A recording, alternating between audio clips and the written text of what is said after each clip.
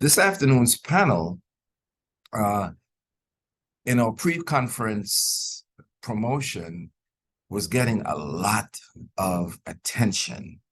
And I'm going to invite the moderator of the panel to just turn her camera on and come up next beside me. I'll introduce her. Um, Again, all of our panelists and moderators' bios are on our website. And I don't even need to read this bio because this lady has been such a guide and mentor to me for a very, very, very long time. I have received really good counsel and admonition when necessary from her. But S.E. Calhoun McDavid is a real asset to this community and beyond. And I remember calling her, I think it was back in October, and said, "Essie, we're thinking of this thing. Would you?" She said yes, even before the sentence was done. And I will turn the reins over to her in about 20 seconds. But just know that the topic that she's going to be moderating is a very important one. And last year, we know that the Supreme Court made a decision on affirmative action. And our conference theme of Beyond Trauma, A Journey to Wellness, we know that wellness, a part of getting on the pathway to wellness, involves higher education. And so many BIPOC students are underrepresented in so many fields. And we have several university presidents here, and Essie will introduce them in due time. But I just wanted to thank you ahead of time, Essie, for saying yes so quickly and being so interested in this topic. And ladies and gentlemen, Essie Calhoun. Thank you, Mr. Underwood. Thank you, Jerome. I am honored to have been asked, and I do have a lot of passion, more passion than knowledge, but I have a lot of passion around this and have been very disturbed and concerned about what this means for our future generations. So I'm honored to be here as a part of the conference, but I'm really honored to be here with our three distinguished guests. I want to welcome everyone to this panel. And I'll do a little stage setting before I start to put them on the hot seat and ask them questions. The Legal Information Institute defines affirmative action in the US as a set of procedures designed to eliminate unlawful discrimination among applicants, remedy the results of such prior discrimination, and prevent such discrimination in the future.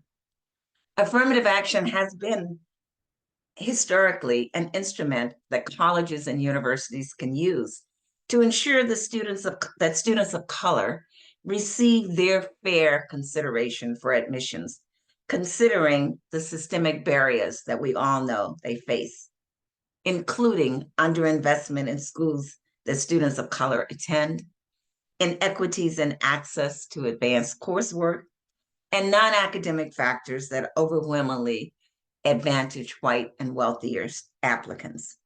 Since 1978, the law allowed higher education to consider race or ethnicity as one factor in admissions to achieve the educational benefits of diversity. Now, we all know that has changed. On June 29, 2023, the U.S. Supreme Court voted in a 6-3 decision to curb affirmative action in higher education, ending a 4-decade precedent that allowed colleges and universities to broadly consider applicants' race in their admissions processes. This decision, of course, effectively ends race-conscious admissions practices in higher education and erodes 40 years of precedent. It's not just a question of what factors into admissions. It's about what you're doing in recruitment and outreach. It's about scholarships and a whole range of things.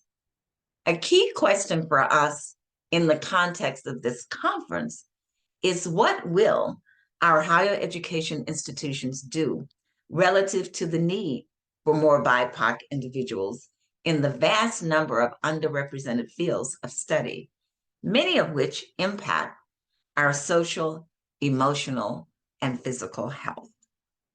Here to help us explore this question are three very distinguished college and university presidents who will share with us their perspectives on this landmark decision, how it is impacting their institution, and provide some insights into how they plan to navigate the landscape. So let me introduce them. I'll begin with Dr. Deanna Bertnana, president of Monroe Community College. Dr. Bertnana has more than 2 decades of higher education leadership experience, having served in college and system roles as faculty, department chair, dean, system department coordinator, vice president, and senior academic and student affairs officer, and now as president. So you can see she came up through the ranks. She's done it all. She's not trying to tell people what to do that she hasn't done. And she is amazing. She has contributed to the success of educational institutions in Michigan, Minnesota, and New York, including 2- and 4-year colleges, those with unions and non-unions, public and private, multi-campus, and statewide systems. And now we're very fortunate to have her leading our very own Monroe Community College. Our next panelist, I'm going by how I see you on my screen, is Dr. Rupert Hales. Dr. Hales is the I believe he is the Roberts Wesleyan University and Northwest Eastern Seminary. Oh, okay. I'm trying to talk and read. See, I know these people, so I want to say what I want to say. But he is the 12th president of Roberts Wesleyan University and Northeastern Seminary, elected by the board of directors in June of 2023. He previously served at New Jersey's Pillar College, a private evangelical Christian institution. Prior to his career in higher education, he served our country in the United States Air Force as an officer. And upon leaving the Air Force, he went into the private sector, and where he supported organizations with strategic management, organizational development and advancement, and executive coaching for more than 25 years. So he's been on both sides. He's worked in various capacities, and he has a lot to share with us, I'm sure, today. And Dr. Warren Hilton. Maybe I won't mess you up because I don't know you as well, but it's been great to get to meet you, and I'm looking forward to hearing you. He is the Onondaga Community College's 9th president, and prior to OCC, Dr. Hilton served as Vice President for Enrollment Management and Student Affairs at Kutztown University, Dean of Enrollment Management at the Community College of Philadelphia, and prior to CCP, he was the Associate Dean for Student and External Affairs and Assistant Professor at the Drexel University School of Public Health. So he's been in the community college world as well as the 4-year college world. So, and I believe I have it right. I'm not sure about you, Dr. Hilton, but I could never not say I'm so thrilled that I think all of you are, for the first time, the first African-American presidents of your colleges. Yes, all 3 of you. So we are just so happy to have you. And one of the things that I think is great about having you also is that you not only can look at this through the lens of being in your seat as president, but you can look at it through the lens of having been an African-American student. So we're just so excited to hear from you. So I'd like to go ahead now and start with, we have a few prepared questions that we'd like you to answer. And I'm going to start with you, Dr. Bertnana. And my first question is, can you tell us how this decision by the Supreme Court will impact MCC's ability to recruit and attract underrepresented students? And what are you doing to address this?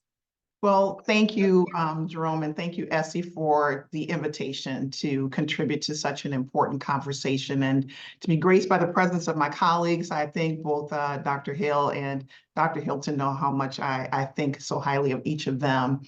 As the communities college, MCC is aware of, and it takes great pride in serving all zip codes of our community across Monroe County.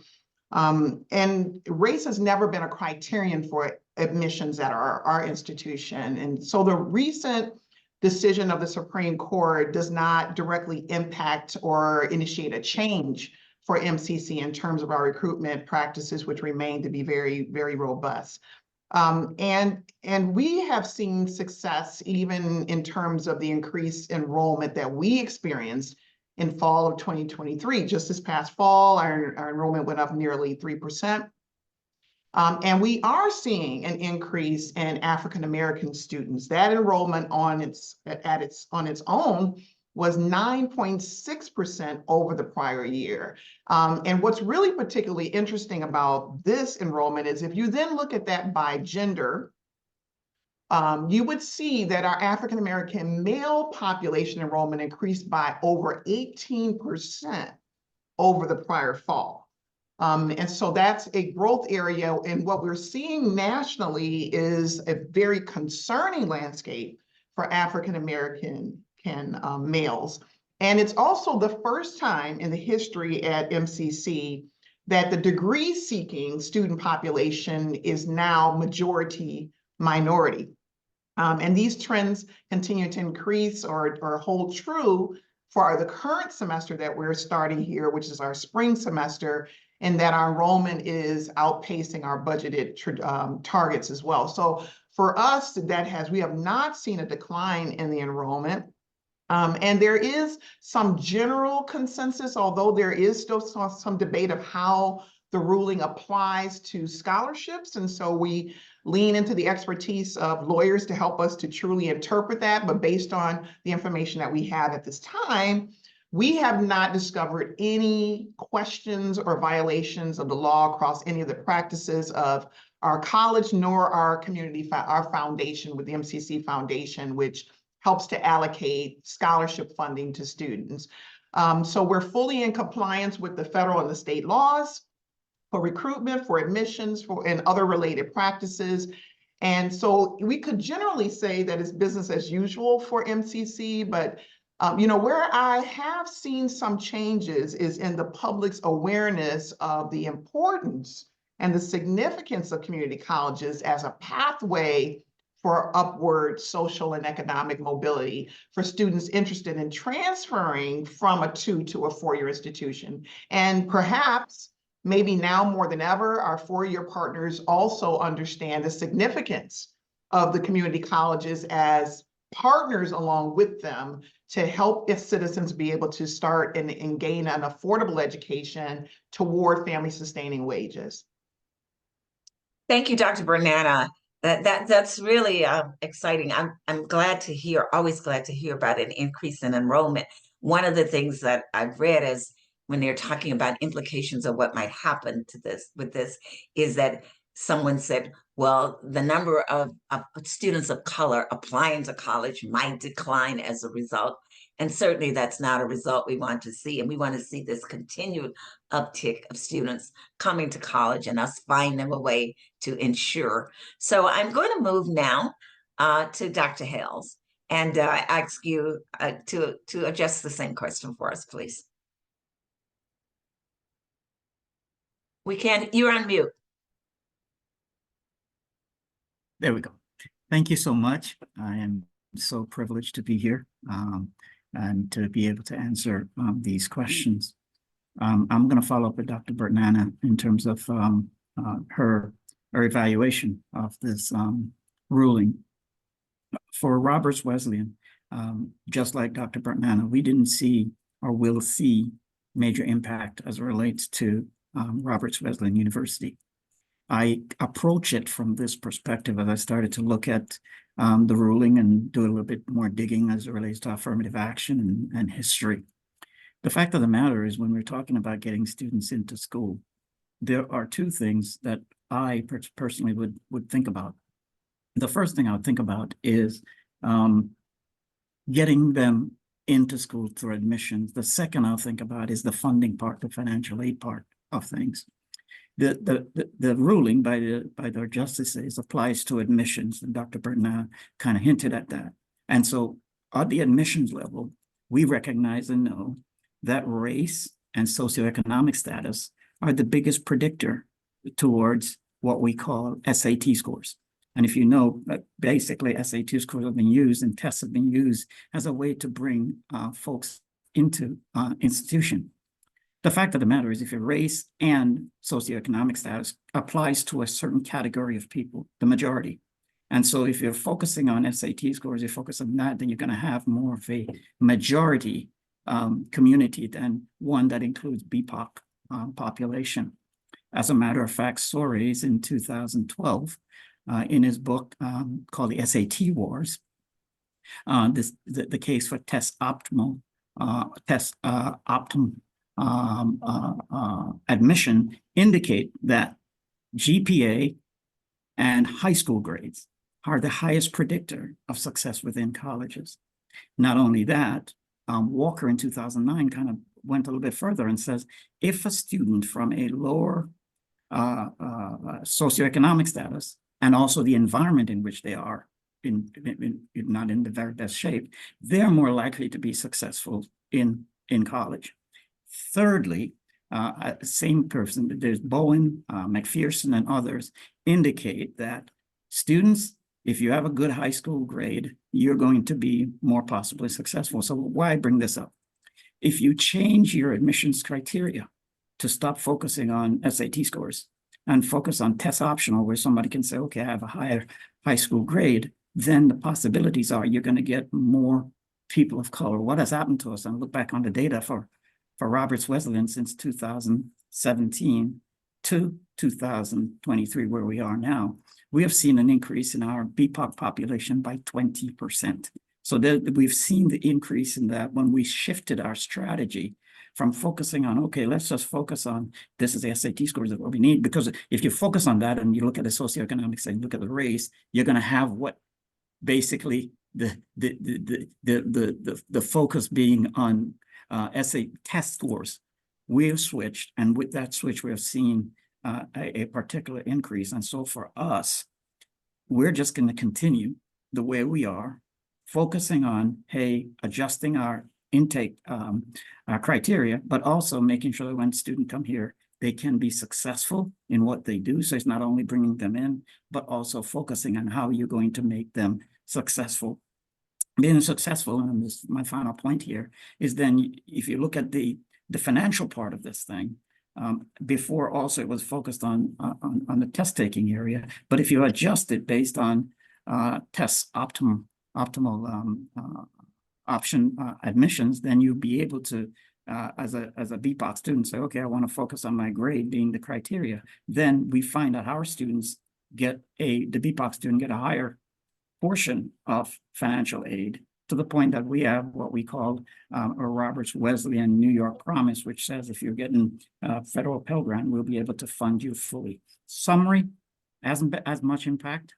Second, we adjusted our admissions criteria, and that has served us well over time. So this focus on setting goals and run affirmative action doesn't really affect us in that regard.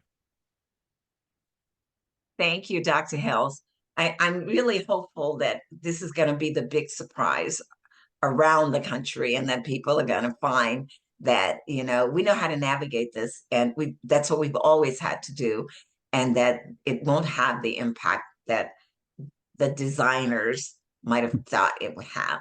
Let's hear what you have to say, Dr. Hilton. Can you share how it's impacting OCC and how you're looking to navigate? Yeah, thank you, and thank you for having me. I'll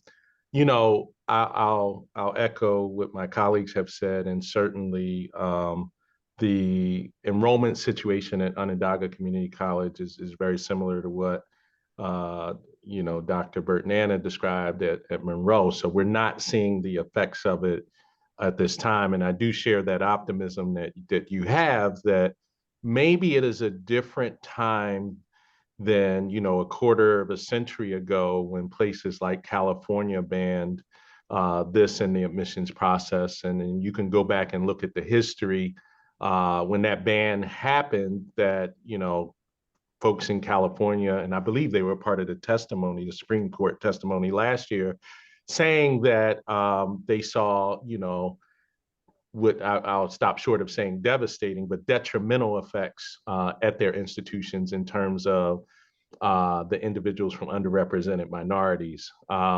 So I'm hopeful that because there's more information out there, you know, now than it was 25 years ago, that that information will get to people, and we won't see this decline in applications from BIPOC communities, and we won't see institutions suffering.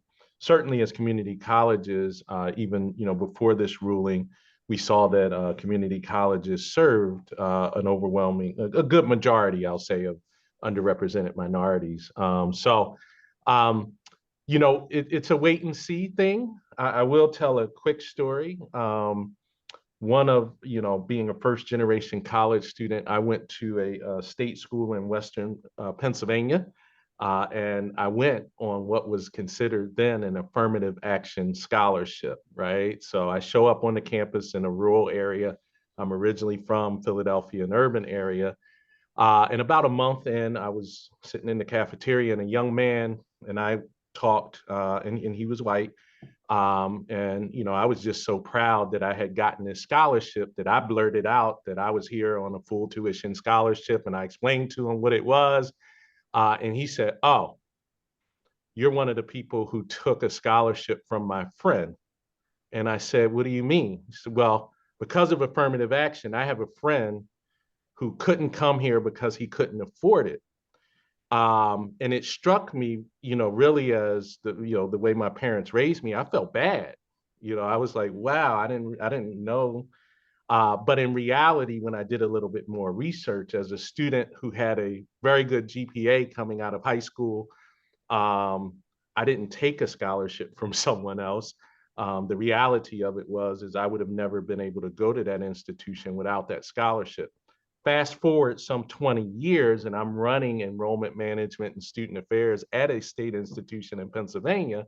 That same scholarship still existed, but it wasn't based on race. And the overwhelming majority of the students who had that scholarship were not underrepresented minorities. There is a potential here down the road, if we don't share information, if we don't use appropriate strategies, that this could affect certain institutions from being able to enroll and recruit and quite frankly retain individuals of color. So we'll have to wait and see. Thank you. I appreciate that. And you've actually helped us to transition to my next question.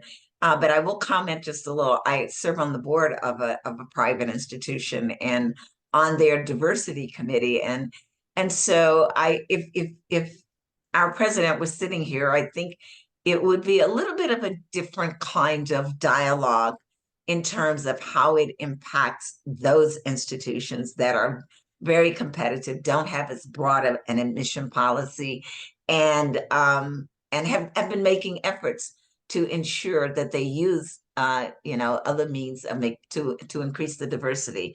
So one of the things as we look at this, also, we've been talking now in our first question about admissions, but we know that there are not only questions out there, there are groups out there that are getting ready to see where can we take this next now that we've got this victory. And so we have to think about, as I said earlier, how is this going to impact scholarships, which you were just talking about, Dr. Hilton?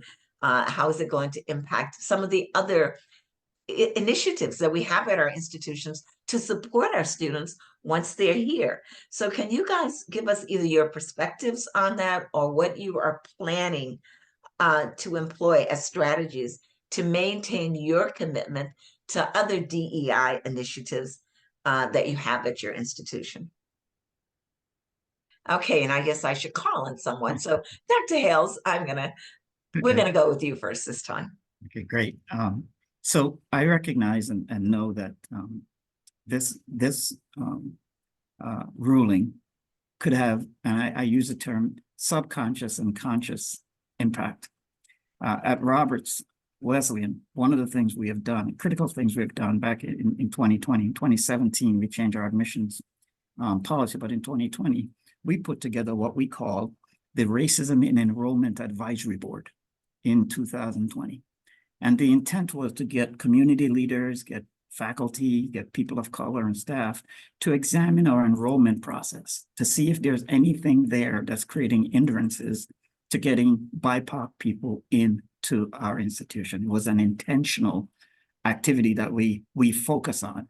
Not only that, then beyond that, coming out of that, there were some adjustments that we needed to make. We needed to improve our partnership capabilities, meaning partner with the Urban League, partner with Ibero, which is a Hispanic organization, partner with folks like the Guadalupe Center down in Florida that bring people of color from the Caribbean to the US and then bring them up to New Jersey, coming from Florida to Rochester. That's a whole nother discussion in terms of weather. But the fact of the matter is we bring these folks into our institution because of the stuff that we're doing. We adjust our admission policy. Dr. Burton kind of hinted at the fact that we don't know what the implications are going to be on it financially.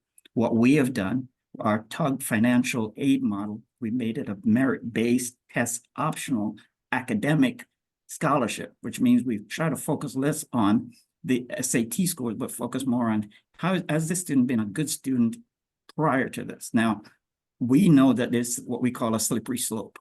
And since once we get it with the Supreme Court admissions, I am sure that they will be probably more than likely be coming at the awarding of dollars. That's to come. And I'm sure that that's something that folks are looking at. In terms of DEI and focusing on diversity at our institution, we create what we call a culture of care. I have a senior advisor for diversity and belonging who reports directly to me. I want to know exactly what's going on at the institution from the perspective of culture, from the focus of different people on our campus. I need to know that. And one of the things as president, sometimes people don't want to give you bad news. As president, you don't want to give you bad news. As a matter of fact, I tell people I pay them to give me bad news because that's the only way I'm going to know what to do. One of the things I've done beyond that, and literally, I mean, I jokingly say I pay them and folks really want to give me good information, but the culture of care is so important because what that is saying is from a diversity and belonging is that we care about you when you come to this institution. And we're going to make sure that you're served and you're served well, regardless of what the Supreme Court says, regardless of what it says. When you come into our environment, we're going to make sure that this is a safe environment for you. The other thing that we've done is on the connection to the students. I want to make sure that I can hear directly what's going on with the students. Again, sometimes as presidents, there's so many levels removed, and I want to make sure I know what's going on. I have this thing that I call Zooming with the president. And I set up Zoom meetings throughout the year. I let the campus know, and any student can just jump on a Zoom and say, Dr. Ailes, this is what's going on. This is what I see. This is where things are going. And it's been really good for me because I can hear exactly what is actually going on at the ground level. And I've tweaked that a little bit. And now what I have these special meetings. And I said, okay, I'm going to have some closed meetings where I have these closed meetings with all women, closed meetings that we'll have with Hispanics, closed meetings with Jewish student, closed meeting with Muslim student, closed meeting with BIPOC student, because again, when you're in a meeting with everybody, some people don't want to say what's on their mind. But if we can get them to a place where, again, we have a culture of care, we're focusing on diversity and belonging, then we want to hear what people are thinking. Because again, at the leadership level, if you said that this is going to be a place where we care about each other, where we love each other, where no matter what's going on in the environment, we're going to ensure that integrity is key for us. Those are the things we're doing. And my special assistant to me, who is at the ground level understanding, she comes to me, we meet almost weekly. Hey, what's going on? And she can inform me of that. So we want to make sure we're setting the stage to say diversity and equity and belonging, regardless of what's going on in society, is going to be a key thing for Roberts Wesleyan as we move forward. Thank you. Thank you. That's exciting. We appreciate leadership from the top is so key. So I'm now going to turn to Dr. Bertnana and ask her, what strategies are you planning or employing to ensure that the diversity initiatives at MCC are advancing and being protected?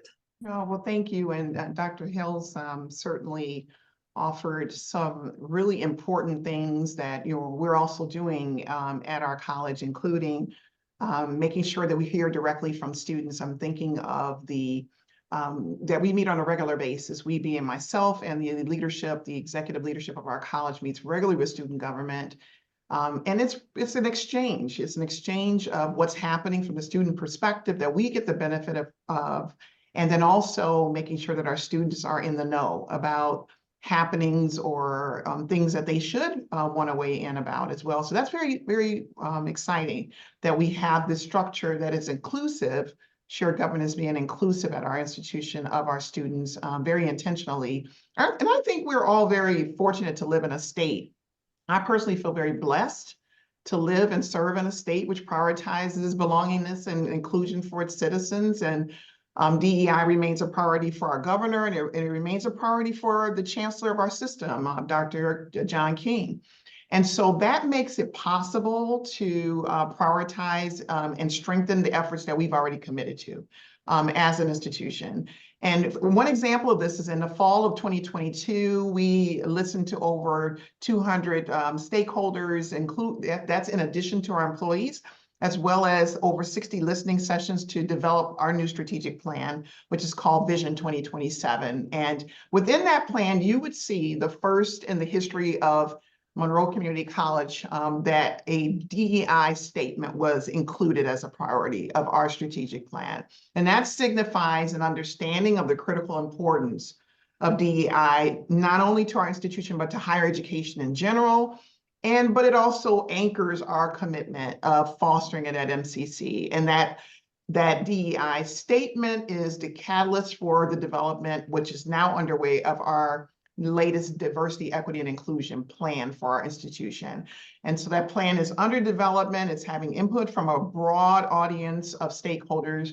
And within that, we will hold ourselves accountable with intentional, measurable, and actionable goals that we will assess and that we will continue to examine on a regular basis. And the other thing that I would add as a strategy is, in my first year as president here, DEI has always remained a very important aspect of my leadership. And with that, the college created its first diversity, equity, and belonging division. And not only did we create a division to focus on diversity, equity, and inclusion and the belongingness, but we also structured this division so human resources reports up through our diversity, equity, and belonging division. Quite unprecedented, very different than the structures that you would see in most organizations and across higher education. But that was intended so that for the benefit of all 1,200 plus of our employees, not just employees of color, any of our efforts that flow through our human resources department is viewed through the lens of diversity, equity, and inclusion for us all. And that was really important. The other thing that I'm really proud that we were able to accomplish in my first year here was that we have hosted the first faith-based convening. And thank you, Essie, for being a facilitator and host of that convening that we had. And we brought in diverse groups of faith leaders to come to our college and hear from us about what was happening in our institution. And it was a two-way exchange of us also learning from them. And for what purpose? The purpose is because we want to immerse the happenings and the understanding of what we can provide as a solution provider for our community into the community. Because I started our conversation earlier saying that we are the community's college for all zip codes of our community. And if there are portions of our community that don't know what MCC is about, had not stepped on our campus before, which many of those faith leaders said that to us, which is very unfortunate, then we have not done enough to reach them. So those are just a few of the strategies that we have employed. Thank you, Dr. Bertnana. And I can't stop smiling as I listen to you guys. I'm so excited. And I'm not surprised that to hear the things that I'm hearing from you. One of the things that I really was struck by that's happening now, one of you, I can't remember if it was Dr. Hales or Dr. Hilton, said, we are in a different time now. And I'm hopeful that the surprise that the rest of the country will get will be that this will not have the impact they intend it to happen, because we are at a very different time. When I was in corporate America, you had DEI sitting over here and everybody was working on, and then we had our strategic plan over here. What I love that I heard you say is that integration of DEI into the strategic plan, and more of that's happening now. And that's going to be, I think, a really key strategy for how we move forward with this. So, Dr. Hilton, I would ask you the same question. Yeah, and what you just spoke of, Essie, is something also around when we think about younger generations now as opposed to 25, 35 years ago. Our younger generations are demanding to be educated and trained and work in environments where diversity, equity, and inclusion is a part of that environment. And they will walk with their feet and their dollars if your institutions are not sensitive and developing what my colleagues talked about, which is developing, as we have done here, campuses where all students feel welcomed and all students have an opportunity to succeed. And so I'll say much the same at Onondaga Community College as my colleagues have said. And I think it's critically important for us to understand, as you know, I talk on our campus about, we may design a program, we may design something, a marketing campaign, we may design something for a particular population, an underserved population, for example. But the reality of it is everything that we're doing with that program helps every single student at our campus, right? So we have an effort to reduce what people call the equity achievement gap that exists on many of our campuses. If you're a first generation college student, you usually graduate at a lower rate than somebody who isn't. If you're underrepresented minority, you usually graduate at a lower rate than somebody isn't. And I have said from the beginning of that effort is, we're not going to design something and just say it's only for first generation students, right? We're designing something that helps first generation students, but the components of that program or that initiative help all students. And that's a part of what our journey is here at Onondaga Community College, is how do we design our program, our infrastructure? How do we design, you know, whatever we're doing so that it helps all students, right? And I think that's critically important. The last thing I'll say related to this question is, you know, there's a reality, if we're all honest, right? We know where underrepresented populations are. So if we think about what we're doing to attract and retain those populations, we control that, right? We control where our admissions officers recruit. We control which, as some of my colleagues have already said, right? Which organizations do we work with that serve that population? And so I think we're going to continue to do that work here at Onondaga Community College. And I think the institutions that continue to do that work 5, 10, 15 years from now will be very successful. And the ones that choose not to, I don't believe that they'll be overwhelmingly successful. Because again, we're at a different time than we were 25, 30 years ago in terms of our our demographics, right? Where 35, 25, 35 years ago, there was a different demographic in the country and in certain regions of our country, where we have seen that change. In a place like Syracuse, New York, we have a growing and emerging, and not even emerging anymore, growing new American population. And that's something that wasn't here, maybe 35, 40 years ago, when some of these other decisions were made across the country. So again, I'll share, I'm very optimistic, only time will tell. And I'll double down on the statement around the institutions who continue to support DEI. I think will be the ones who are most successful in the long run. Thank you, Dr. Hilton. I'm really so pleased that this leadership that we have on this panel today are demonstrating such great commitment to ensuring that the DEI initiatives in your institutions are staying in place. And not only that, that they will grow and thrive.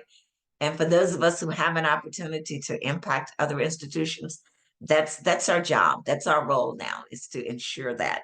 So the next question I'd like to move on to, and we've kind of, I think, touched on this a bit as we've gone along, is what do you see as some of the unintended consequences of the Supreme Court's decision on affirmative action? And so I think Dr. Bernana, you want to kick us off there? Sure. I think there are some unexpected or unintended consequences here. You know, a potential unintended consequence of the decision, it could be, as Dr. Hilton said, students will vote with their feet about who they choose to attend, where they choose to attend higher education or attend at all. That's probably the scariest thing that I'm concerned about is, will they attend? You know, we saw the effects of what happened during COVID, that we lost great populations of all students from all over, but it was disproportionately so our BIPOC students that disengaged out of necessity from higher education, and we're trying to attract them back, and MCC has had quite great success in doing that, and our work continues.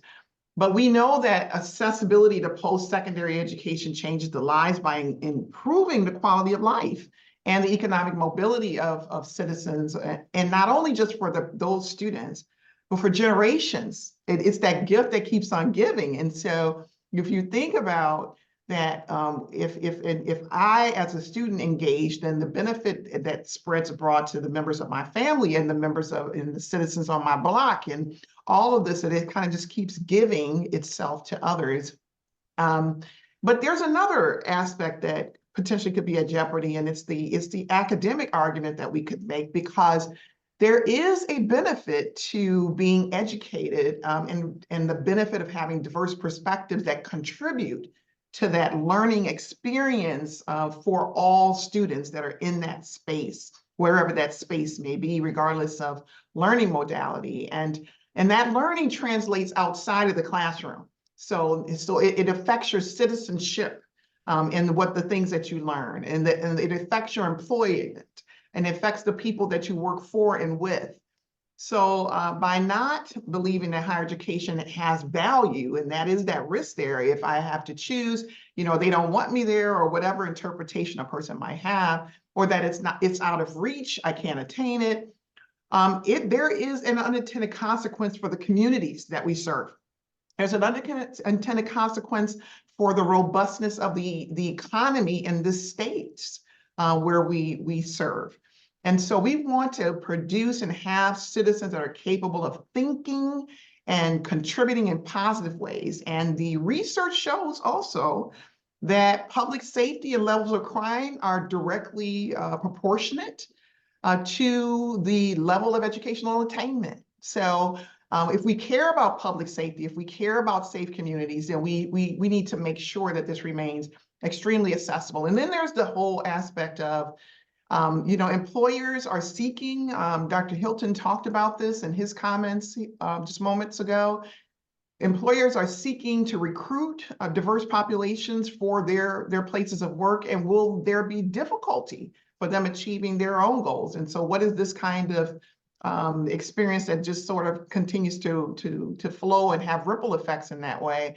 And then there is the influence of parents, I think, that of the students that may opt to send their children to colleges such as community colleges and HBCUs, who reflect that diversity that they desire for their children. So parents may have some influence over where their children start to go. And, you know, so higher education may, as we did see this past fall, increases in students who choose to attend HBCUs, historically Black colleges and universities. And those institutions that have also been identified as Hispanic serving institutions. And fortunately for MCC, as I mentioned earlier, we have now become a majority minority serving institution. We expect within about another year or two that we will be an HSI as well, a Hispanic serving institution. And but this can create an unnecessary financial burden in the cases of where students are choosing to attend or parents sending their children may cost more at some of the private institutions or more selective HBCUs for them. So now you got an attainment and access issue that's been perpetuated. And so, but again, here, I mentioned earlier the gratitude that I have to be in a state where Governor Hochul and our SUNY Chancellor have made it a priority that belongingness and DEI shall thrive. So we're very fortunate for that. Thank you. Thank you. Dr. Hels, what do you see as some of the unintended consequences? I fundamentally believe that there are unintended consequences. I am somewhat disappointed that from the Supreme Court perspective, they have to do their job. They're doing it strictly from a legal perspective, but there are a lot of consequences to the actions that they take.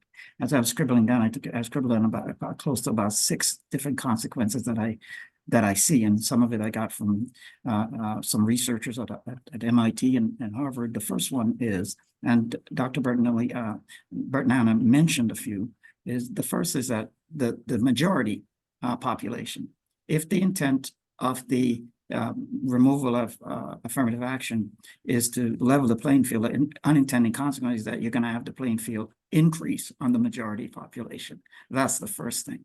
The second thing I think will happen is that majority population, research has shown, I just read it just within the last couple of days, that majority population, people who graduate from diverse population make more money than people who graduate from monolithic organization. So even though the intended conflict, it might have a reverse intended consequence based on that. The other is our clientele. Clientele being workers and employers are asking for, hey, we need to have a diverse population. The fact of the matter is, if the affirmative action continues, we'll have a less diverse people that are going into a diverse community. Law enforcement and legal. The fact of the matter is, we send people out into the workforce with these occupations, whether they're legal, whether they're law enforcement. In law enforcement and in the legal area, usually where there's disparity, it occurs because of lack of understanding among the populace within that criteria. So if you're sending out less, you're going to have a more monolithic legal system, you're going to have a more monolithic law enforcement system, and then that potentially create a safety issue down the road, but again, unintended circumstances. The other thing is our adolescent. We need to focus on them. There's a research done by Verkamani in 2019, and I just want to read exactly what he said. He was focusing on what is the impact of affirmative action on adolescents. And he said, the recent studies show that underrepresented minority youth tend to increase their engagement in risky behavior, smoking, alcohol use, and binge drinking immediately following an affirmative action ban. So the adolescent is going to have an issue even with this, even though you intended at the college level. The final one, Letian Zhang from Harvard Business School did a research paper, and she used the EEOC data from 1985 to 2015 to examine what happens to Black managers when affirmative action occurs. Her conclusion: results show that states that adopt the affirmative action ban, growth in the production of Black managers in establishment with corporate headquarters in that state slows down by 50%.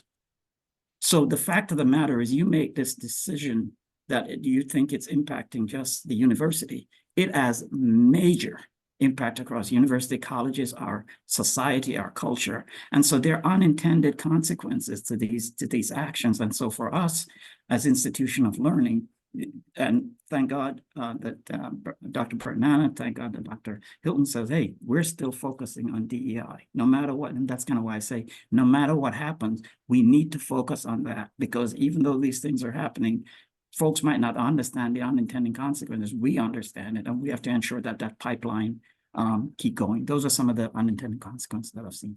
Thank you. Thank you, Dr. Hells. Wow, that was sobering and really great information for us. So thank you so much for sharing that. Dr. Hilton? Yeah, I'll be brief because I know we want to take questions from the audience. So, I think about this in the context of the broader, United States, but,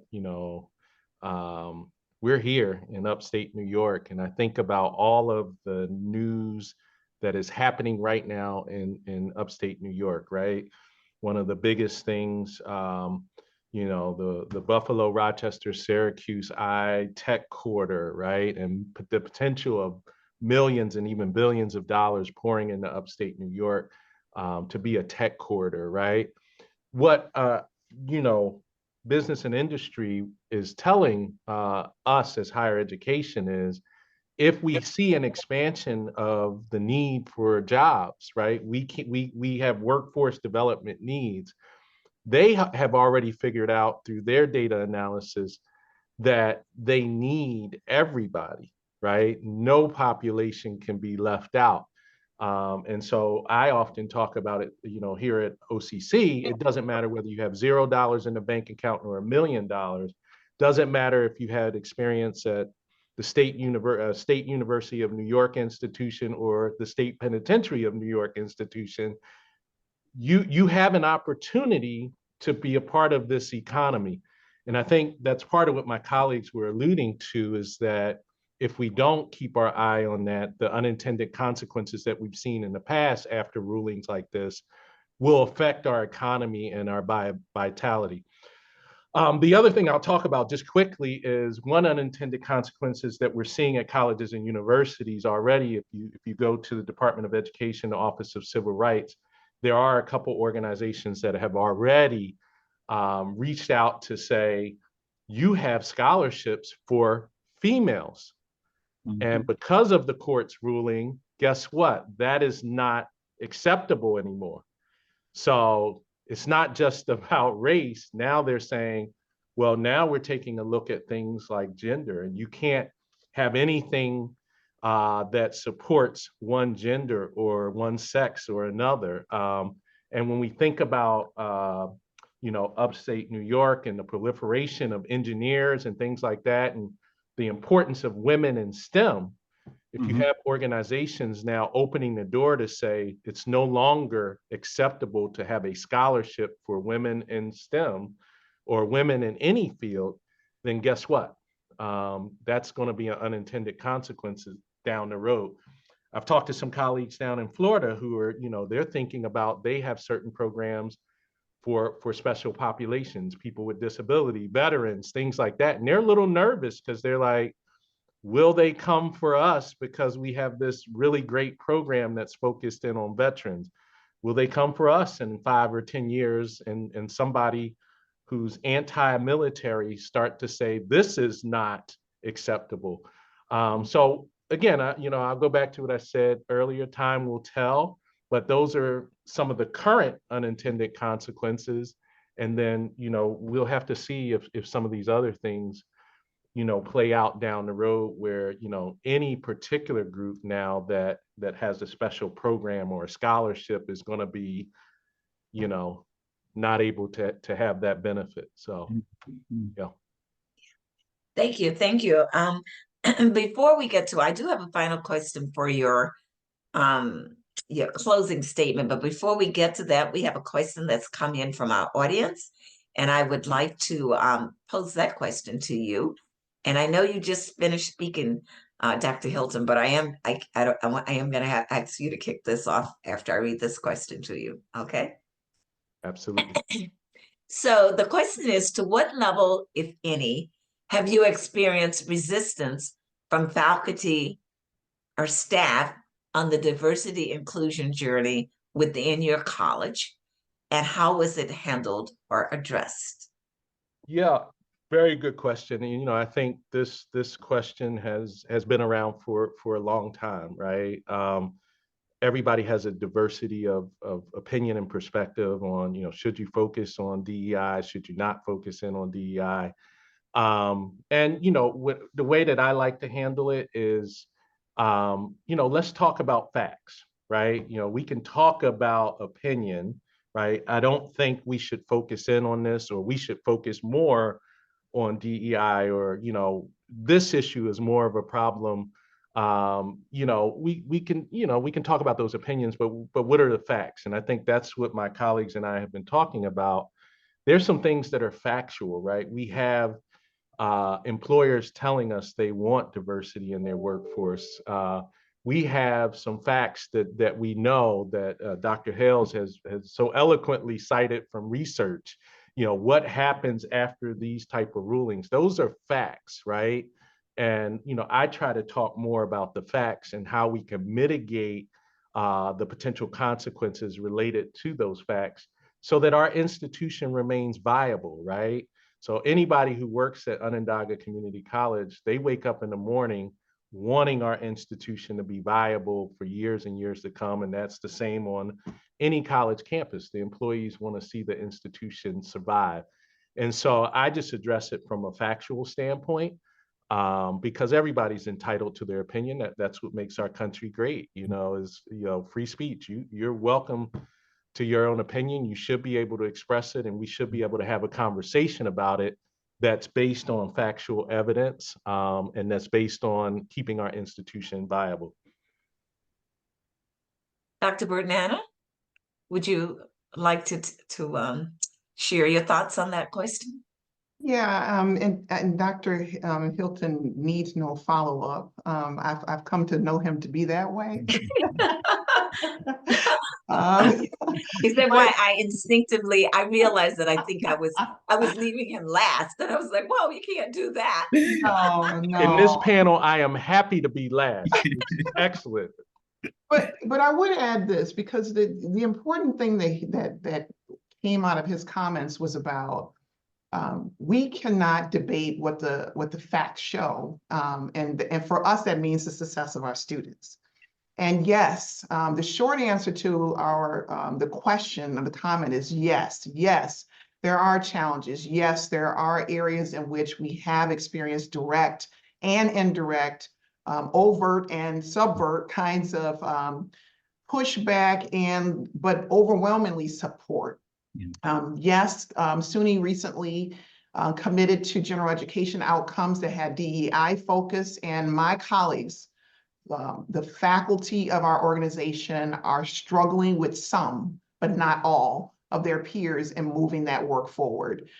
It was disheartening to hear what was contributing to some of the pushback, why individuals want to debate their opinion instead of, can we agree that the facts show we need to come together and do something for populations of our students that are not succeeding more than others? So I will park my comments at that in hopes that I create some space to hear from Dr. Hales as well. Yes, I agree, both with Dr. Bertnana and Dr. Hilton, which is the number one thing we have to focus on. We're an educational institution. What are the facts? You can, somebody once said, a man with experience, as a man with knowledge has nothing over a man with experience. You can tell me all the thing you want, but if I experience it, I experience it, right? And so we have to look at it and say, okay, these are the facts. This is what it says. I just read off some facts right there. Okay, as an institution, what are we going to do about it? I usually say to people, they come to me and you have debates and all that stuff, and I said, okay, yeah, we got the debate. Let's now try to separate out the emotions from the intellectual part of this. And you have to parse it, because some people, I use the term, are emotionally attached to their opinion. And no matter what it is that you do, that's where they are. So to both my colleagues, if you come in with the facts, yes, you're going to get pushback. Yes, you're going to hear people say, okay, no, we shouldn't do this, or this doesn't make sense. But when you come in with the facts, it usually tends to disarm people. And that's kind of how I agree with my colleagues that I would lead in that way. But yes, we do get pushback. Thank you.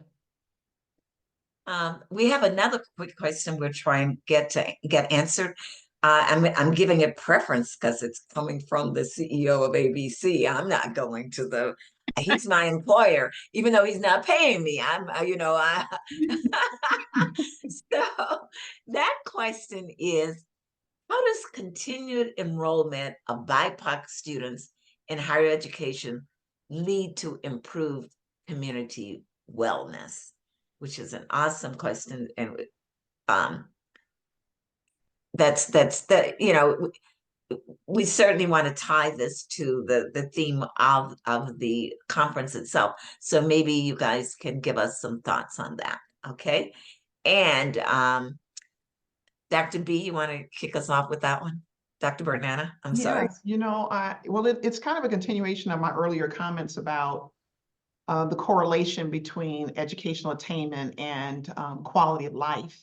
And here we are again, the facts continue to support. I've heard the debates about, I have a neighbor, a friend, a family member. It happened to myself that I got out of college and I didn't get a job.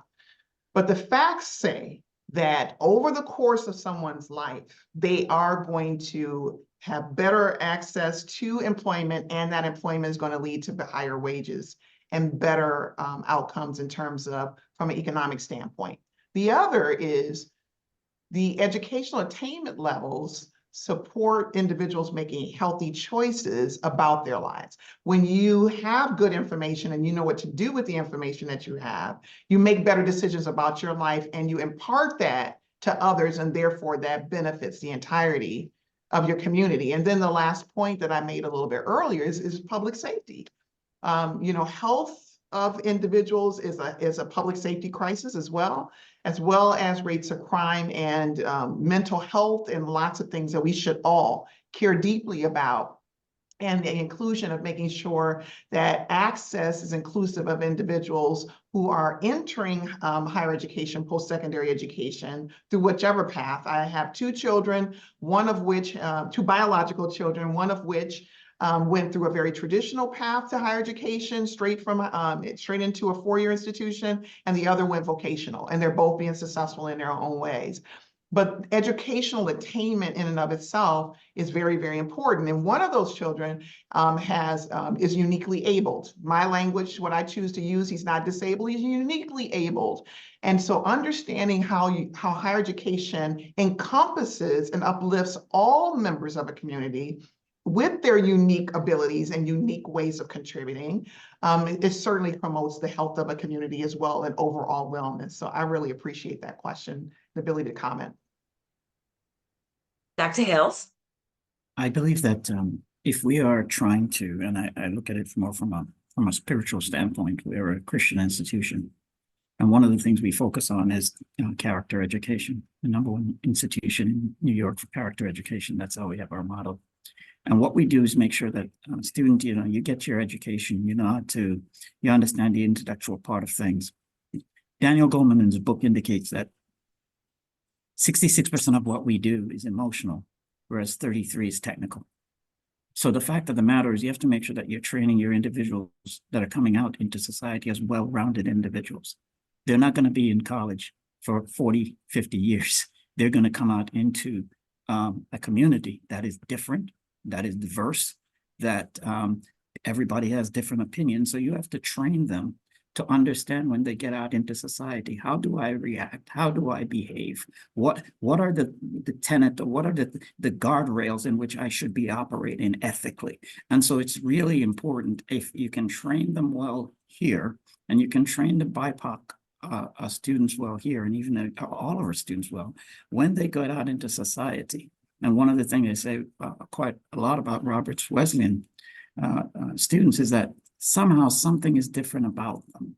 And, every person on the panel can say that about their own students, but something is different. And I fundamentally believe is that we focus on the holistic part of it, which is body, soul, spirit. We're going to make sure that you're intellectually capable, but also not only intellectually capable, you understand how to relate with other people, how to engage with other people. So when you get out there in society, you can make the community better, you can make society better, because not only you have understand the intellect, you understand how to engage with people and to make sure you can have progress. So that's kind of how I look at that from that perspective.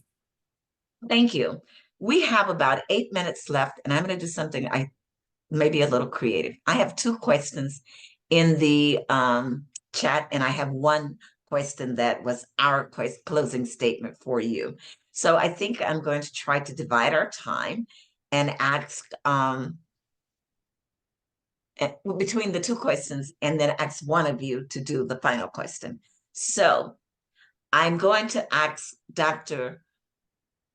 Hales to answer this first question. Do you think institutions will see a decrease in graduate BIPOC students applying, being accepted, and possible funding for their students? I'm sorry, their studies. Can you give us a quick response to that? Pardon me, I have to make this one statement. 2 years ago, I engaged a conversation with an individual, and he said to me, "There is no discrimination in society." And I said, what do you mean? He said, "Well, the government says that there should not be any discrimination, so there is no discrimination." And that blew my mind, because there are folks in society who do not believe you do not need affirmative action. You do not need these things. And so when they issue these ruling, they're saying, okay, everything is normal. We know it's not normal. And so to that question, I just mentioned about the adolescent, how they'll be impacted. The fact of the matter is, no matter what you say, I mentioned subconscious and a conscious, there's a subconscious part to this. That's, I believe, that you're probably going to have less BIPOC folks who want to, because it has an impact. Having this affirmative action statement, I believe, could have an impact that says, hey, you're not as valued. You're not as needed. You don't. And so these have, they have consequences. And so for the BIPOC population, I think it will go down. Dr. Bertnana made a good point that it might go down at higher level distinguished institution, but it might increase at the historically Black colleges, because then the parents make a decision how they want to do it. So yeah, I believe potentially it might go down at certain institution, but then again, I believe it might go up at other institutions. But we have to be aware that within our society, there are people who do not believe that these things are needed, but I'll say that we know better. Awesome. I have been given permission to go over about 5 minutes, but I'm going to use my model and see where we end up. Dr. Bertnana, we have a question that says, what do you see as the greatest challenge in the 21st century for centers of higher learning? Oh, don't you dare go there. Well, I will diplomatically go there. I think that we are watching on the national stage a shifting in where power resides over higher education.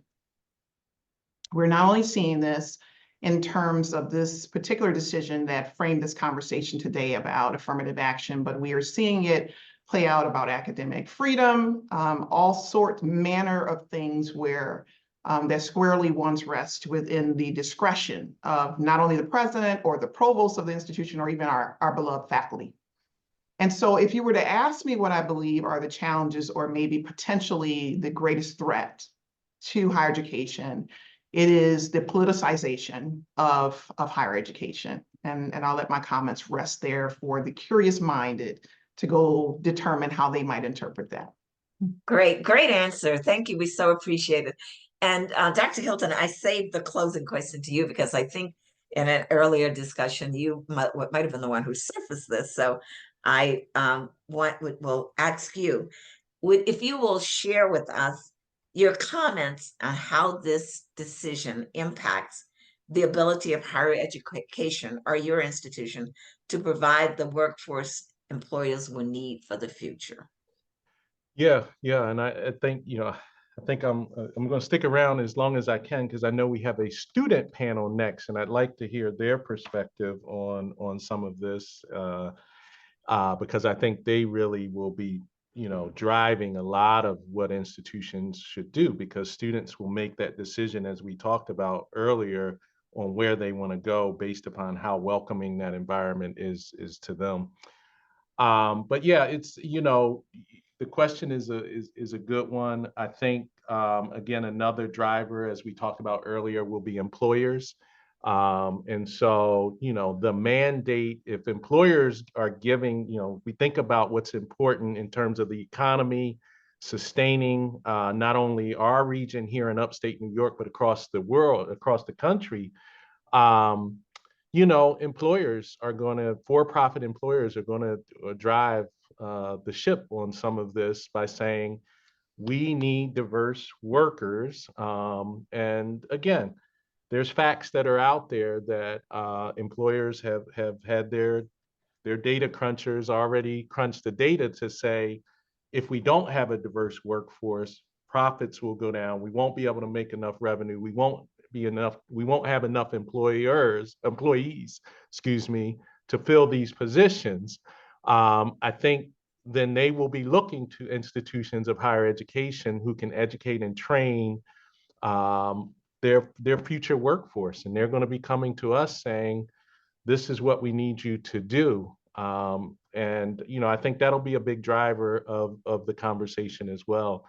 And I hate to be the one to say it, but the almighty dollar is it does have a big influence on what happens in our country and in our world. So I think that'll be a big driver of whether institutions who create the welcoming environments that we talked about and focus in on DEI and creating equity will be successful, and the institutions that don't probably won't be as successful. Dr. Bernana or Dr. Hales or both, do you have anything you'd like to add to that? No, I see heads shaking. And so I don't have any other questions. Let me say one thing. Yes, I knew. Go ahead. I agree wholeheartedly with what Dr. Hilton said about the dollar. I agree wholeheartedly with what Dr. Bernana says about politics and power. People don't give up power easily. And I fundamentally believe sometimes some of these decisions are more about power and money than they are about anything else. And so as both of my colleagues closed, those 2 points are pretty important as we go forward, because I think through those lens are which decisions are made, and we have to be conscious of that and be able to put strategies in place to address those things. All right. Well, looks like I'm going to end pretty much on time. They might hire me again. Who knows? You guys have been amazing. We thank you so very much for sharing your insights. We thank you for your leadership and for all that you're giving back to our society. And it's just been really a pleasure to dialogue with you today. Mr. Underwood, I'll turn it back over. And I'll take it back and thank you. Essie, I'm going to double that pay from last month. Multiple of 100% increase your pay, 100% increase in that pay. But to the doctors, to the presidents, thank you so much.